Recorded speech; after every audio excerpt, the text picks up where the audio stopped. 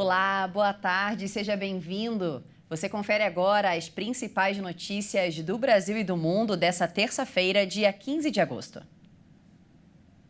Um apagão nacional deixou 25 estados e o Distrito Federal sem energia na manhã de hoje. As linhas de metrô em Belo Horizonte, Salvador e São Paulo pararam. O apagão só não afetou o estado de Roraima, que não está vinculado ao Sistema Interligado Nacional.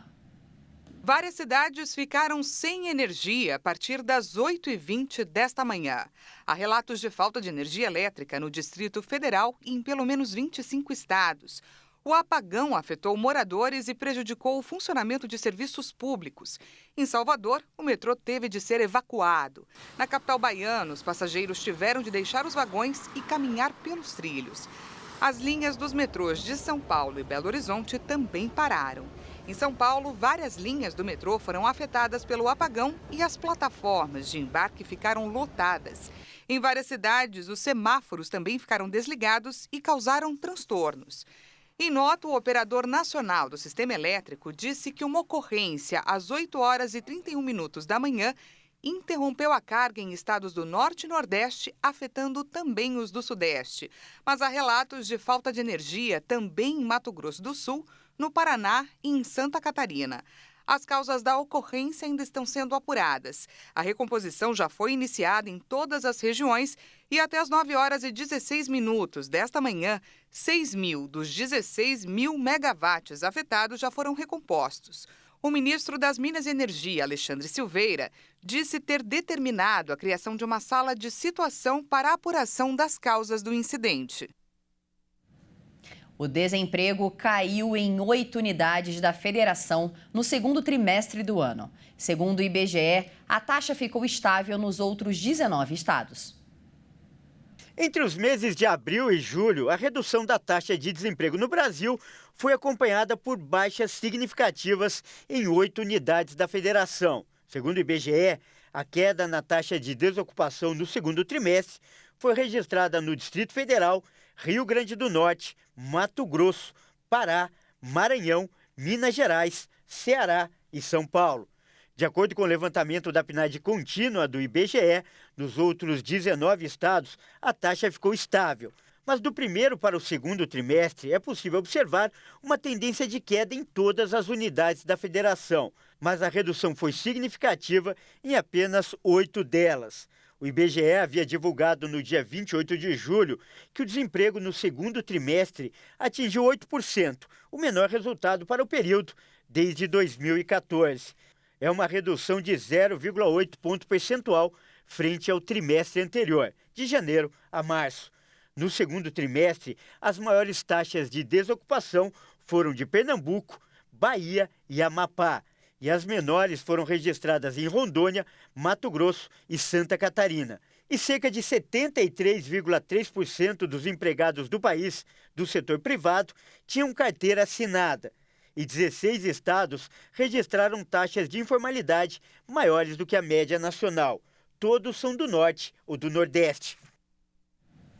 O hacker Walter Delgatti Neto deve ser ouvido pela CPMI do dia 8 de janeiro, nessa quinta-feira, dia 17, às 9h da manhã, para investigar os atos e omissões durante os ataques às sedes dos 3 poderes em Brasília. O comparecimento do hacker coincide com a expectativa por uma delação premiada dele à Polícia Federal. Preso pela PF em 2 de agosto, Neto é alvo de investigação que apura a inserção de dados falsos sobre o ministro do STF, Alexandre de Moraes, no Banco Nacional de Monitoramento de Prisões do Conselho Nacional de Justiça. Bernardo, Pingo, Pudim, Mel, Mia e Bela.